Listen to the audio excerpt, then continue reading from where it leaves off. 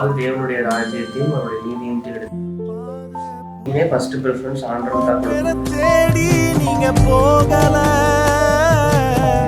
தொலைந்து போன என்னை தேடி வந்தீங்க. நீர் என்ன மறக்கல, என்னை விட்டு விலகல, ஏக்கமுள்ள கண்ணால எங்கிதான் நீங்க. நீர் என்ன வெறுக்கல,